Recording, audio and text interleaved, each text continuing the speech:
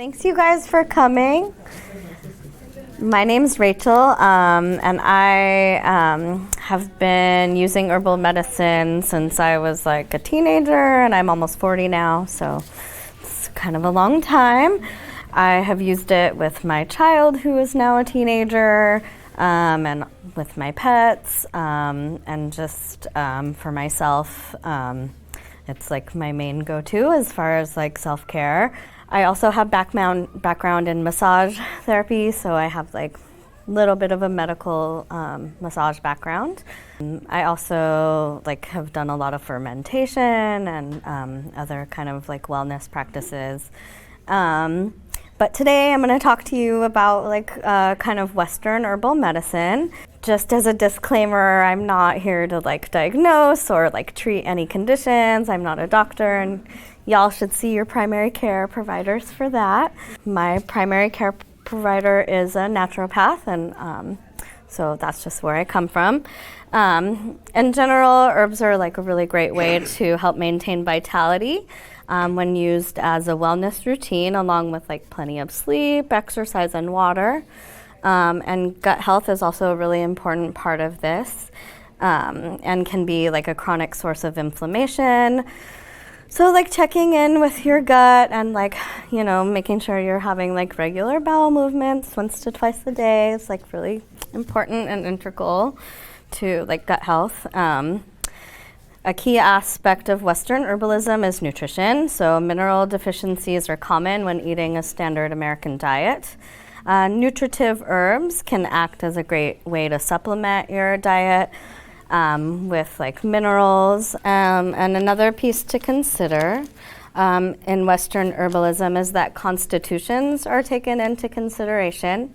If you're normally hot or cold, do you normally enjoy like spicy or sour? Those kinds of things come into play.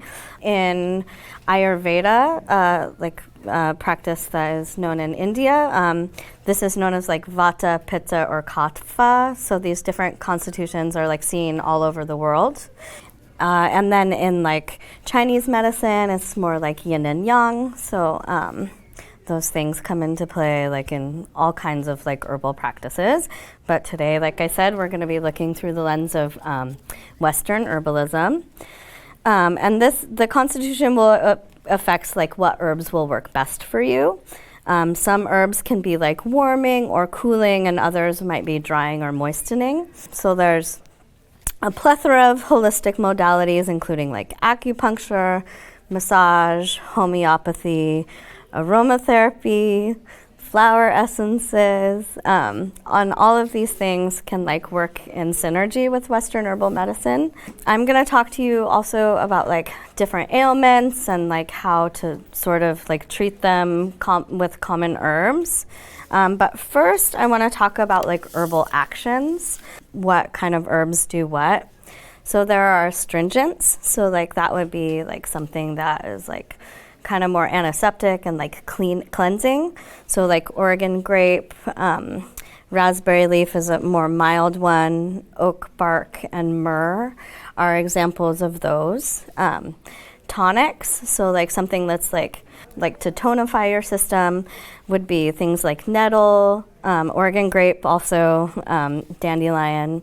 Oregon grape, I will probably talk about over and over because it's something that's common around here. And so like you can go and dig it yourself, or you can grow it yourself really easily around here. And a lot of people talk about golden seal, and I like Oregon grape in place of golden seal for us because it's like a more native herb that will do this, like a similar thing that golden seal will do. And like golden seal is more endangered, so I like to use Oregon grape in place of that. Some nutritives, so that have like more vitamins and minerals would be like alfalfa, raspberry leaf, nettle, and kelp. Nervines, so like those are going to be relaxing herbs for stress relief. Could be things like lavender, lemon balm, passion flower, skullcap, milky oats, St. John's wort is really great for depression. Chamomile is another real relaxing one, and catnip. So as far as pets, catnip's like a really great one, for riling your cat up, I guess. I don't have cats, but so if anybody has cats and like has any other like advice that they want to chime in with, feel free. And then kava kava is also a really nice, like relaxing sort of nervine. Adaptogens. So those are like herbs that are gonna help us like get through like a cold and flu season and help us with our like immune system and like adapting to the environment. Would be like astragalus, ginseng, Oregon grape again, and licorice. And galactagogues, that's like one that not everyone has heard of. Those are like to help with nursing, so like they help produce milk. So fenugreek, nettle, and alfalfa are all really great for nursing moms. Does anyone have any questions so far? Yeah. For the Oregon grape, you use the berries. So the berries can be used, but the root is really the part that people use for like a bitter tonic. But the berries, they can be eaten. They're bitter also. They also can be used for dye. People do use them. They make a really dark, like beautiful purple dye. But yeah, as far as medicinal, I mean, the most medicinal part is the root, but the berries certainly have some effect also. Will you talk about how to use the root later on, or do you? So yeah, I mean, you're gonna have to like dig up some of the plant, and the root's like a yellow color. I would dig it up and like wash it real well, and then cut it into like smaller pieces, and then you can, you can just chew it after it dries, or you can make tea out of it. You could also make a tincture out of it, so like you could soak it in like an Everclear alcohol and make a tincture that way. Yeah. So you can. There's also a really great herb store. I'll put a plug in for in downtown Renton, the Four Sisters. They have. I'm sure they have it there. So. So you have catnip for cats, and do you have anything like that for dogs? So for dogs, I like to use like flower essences, the Bach flower. I don't know if anyone's heard of those, but they can be found at PCC. I like to use Rescue Remedy with dogs for like anything stress related. There's also like specific flower remedies for like real specific emotional things. So like also Dr. Lemon is my favorite vet. He's up in the Highlands, and I think he's semi-retired now, so he's only 2 or 3 days a week. But he's a naturopathic vet and maybe one of the only ones around this area, and he happens to be in the Renton Highlands, and he's amazing. So let's see, let me go back to colds and flus is like a major thing that people are experiencing, especially at season change. Fever is your friend is one thing. So like you're gonna wanna actually encourage a fever with herbal medicine generally, because it like helps you burn off what is going on. So it helps you like sweat out the sickness, bacteria, and viruses. So bacteria and viruses actually have a very narrow range of temperatures in which they can live. So the job of a fever is to like raise your body temperature to kill pathogens. And so to encourage the fever, you want to use like yarrow, elder, or cayenne. So like things that heat you up, make you sweat more.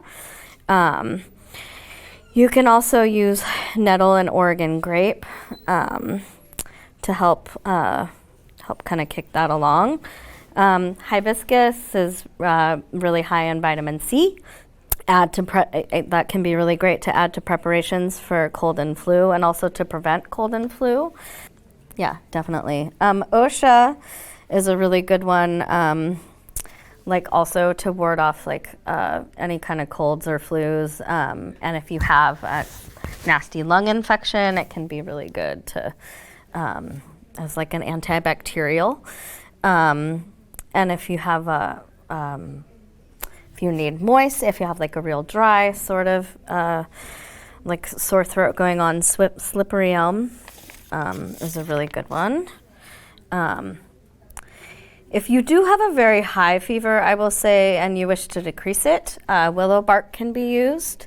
Yeah, and then sore throat, like I said, marshmallow root and slippery elm and yarrow. Actually, you can do all three of those together with salt water and make a gargle. And that's really great if you have a sore throat.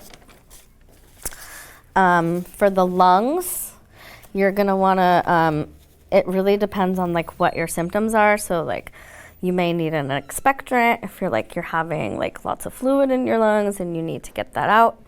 Or you may need an antitussive, like if you wanna sleep and you are coughing a lot. So like expectorants, you would wanna use yarrow. Mullein is also a great one, or OSHA, like I recommended earlier. And then antitussive, cherry barks, and also honey are gonna be like your best bets for that. Cherry bark's really great at like stopping a cough at night. And then if you have a dry cough, you're gonna wanna use like slippery elm to moisten, and licorice is another good one. You can also do salves like on the outside of your chest, like so also for babies, like this is a really good one because you're not going to be able to like give a baby a lot of herbs internally, but you can do castor oil. So just get like any kind of plain castor oil and like rub it on the chest, and then you can do a tincture with like some of these herbs in it, like the yarrow or mullein or OSHA tincture, and then you can put that on top of the castor oil and like put a piece of like saran wrap over their chest with a hot water bottle, and that can be really great like for helping a baby stop a cough at night or like helping them get some relief. I used to do that with my kid, and they called it the bibby. And they like really, it was like a really comforting thing, and it kept us out of the emergency room a lot of times. So, not to say that if like your child has a cough that won't, I mean, always err on the side of caution and like take your kid in if they have a cough that won't stop. So sinuses. It's another one that is like major in our area. Allergies, nettles and eyebright can be really great tonics for allergies. You can make a tea and just like drink the tea. You could also, like if you don't like making teas, you can just get pills, like the herbal supplements, and take it that way. Whatever way is like easiest for you to get it in, is like how I would say you should do it. You can do a formula for sinus infection. In a 2-ounce bottle, add a teaspoon of glycerin, 15 drops of golden seal tincture or Oregon grape, 15 drops of Anemopsis californica, which is yerba mansa, and then use as a nasal spray or in a neti pot. And I can if people want to give me their email address afterwards, I can send you these recipes and stuff if you want. So if you have real dry sinuses, eyebright is going to be a really good one. If you need to moisten, or if your sinuses are real moist and you need to kind of stop that, you can use elder, marshmallow, or cayenne, which are especially useful for clogged sinuses. Is there any questions at this point that anybody has? For allergies, which are coming at any moment, I just know it. Yeah. Is it preventative ideas, or is it more of sort of as the symptoms appear, kind of to gauge? I think nettles is a really good preventative tonic. Yeah, and it's real nutritive too and mellow, so you kind of can't have enough of it. I feel like it is diuretic, so I would, I guess in that way you could overdo it a little. So maybe be careful that way, but I think also anything just like nutritive, so the hibiscus, all the vitamin C. So maybe do like a nettle hibiscus mixture. Local honey is good. Local honey is really good. Dandelion root is a really good nutritive. In the spring. Yeah, any of astragalus, anything that's gonna help boost your immune system, it is gonna be like really helpful for that. Maybe slippery elm too, just because it's gonna help keep like your all your mucous membranes like real moist and stuff. I would say would be like a really good mixture for allergies. So Yeah. I noticed nettles are just coming up now. Yeah. So is it a good time to? Yes, spring nettles are spring nettles are really great to harvest. I dug up some from a school garden because they were like gonna sting the kids, and I brought them home and I have them in a pot now, and I'm that weird lady that grows nettles in like a container in her yard. And I have to tell them, don't touch that plant. Yep. But also nettles, so they can be used. You can sting yourself for arthritis, like on the actual, like where you're hurting. My mom used to do that.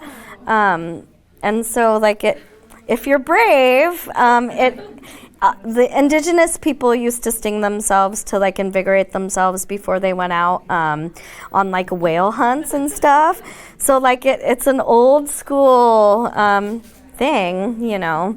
And I mean I've definitely like stung myself at times and like have had different effects. I don't know, if you're brave you might try that.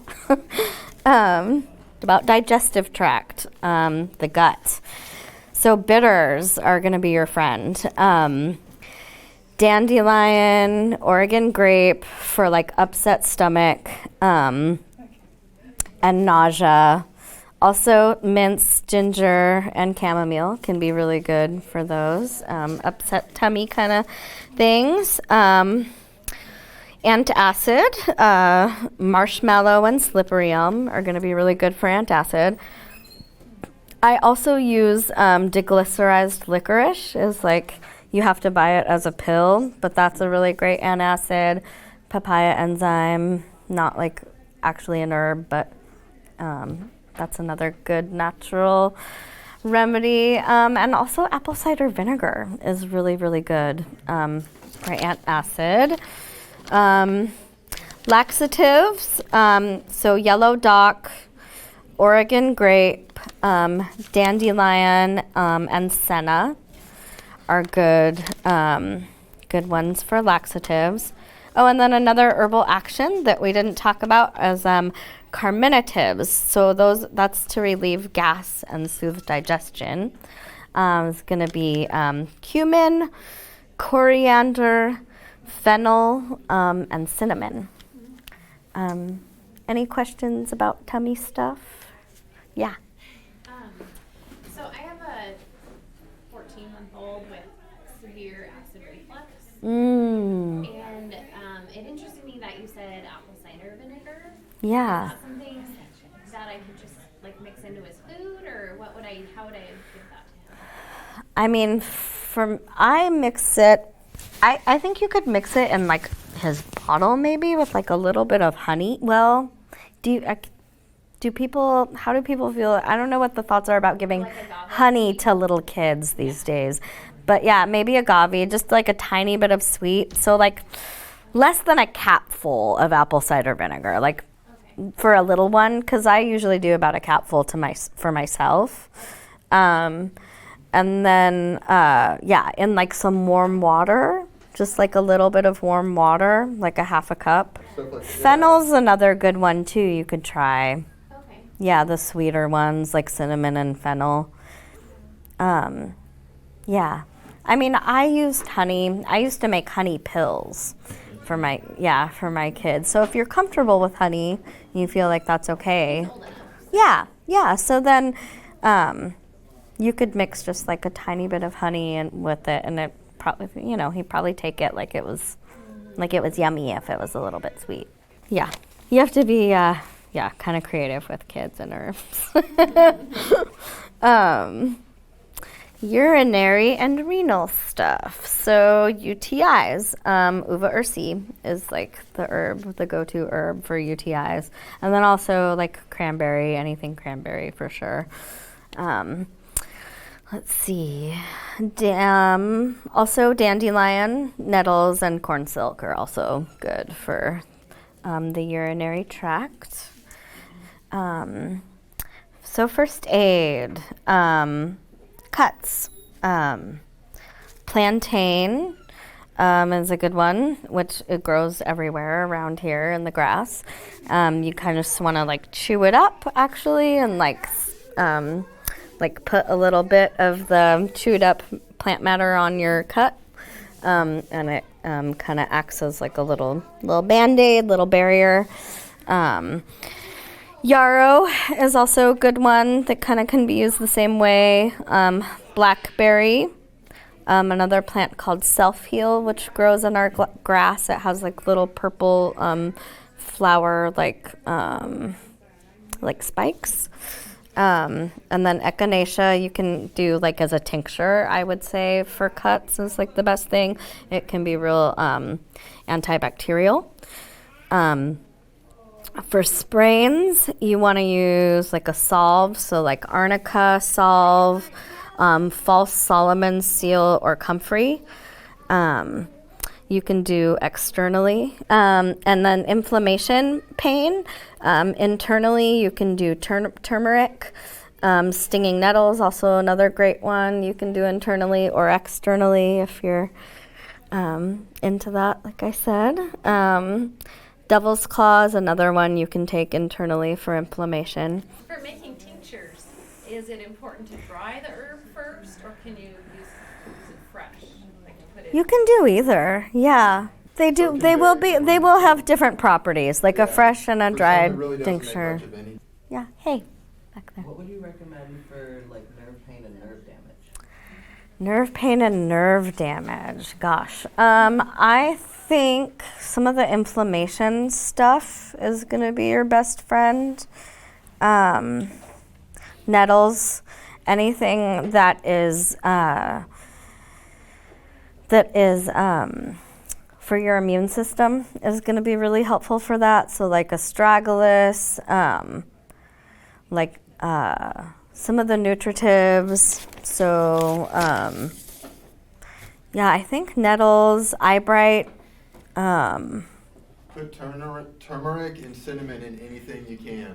Mm-hmm. Like I eat a lot of turmeric. Like all my lumbar are compressed. I have a herniation and everything. Like I put tons of cinnamon in my coffee every day. I eat turmeric in everything I cook. Like medicinal amounts of turmeric and cinnamon. Yeah, like, cayenne is going to be another really good one. Sometimes it can be a little warm and stimulating though. But like you can pretty much do cinnamon and turmeric without any other sort of effects, really. Yeah. Like I used to do a lot of cayenne, but sometimes I run really warm anyway.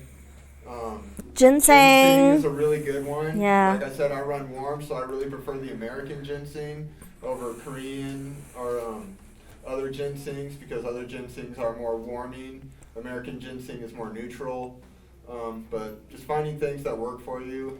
I think Nettle Oregon tea, grape. Yeah, Oregon grape. Nettle regularly is a great thing. Like you heard, it comes up time and time again. So using a lot of nettle is great. Just finding different things like that work for you, and like you said, just experimenting. Dandelion, your gut. Making your own dandelion wine. Like spring's coming, the dandelions are coming up. Pick some dandelions, stuff them in a jar. Put a 4-to-1 honey in there with your dandelions. 4 parts water to 1 part honey. Set it in a dark cabinet for a while. Come back, strain it out, enjoy. It's delicious. For Oregon grape, can you freeze that yellow root, or is it better to dry it? We've got I would grape dry it. everywhere. Dry it, preserve it. It'll last Yeah, for a while. dry it and preserve it. Yeah, and then Get use it in tea. smaller chunks that you can like crush it in a porter and muscle. Good. I can't talk today. You know, the little crushy device. You squash it down and make some tea. Yeah. Thank you. I want to share something with everybody. Yeah.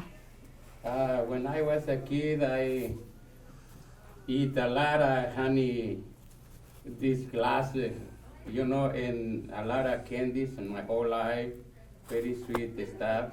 Yeah. And I don't have diabetes or anything because I believe it's because we eat a lot of cactus.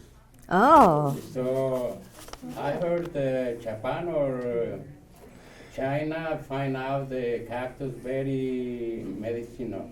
Yeah. So they start take a lot from Mexico to their country to make it pills.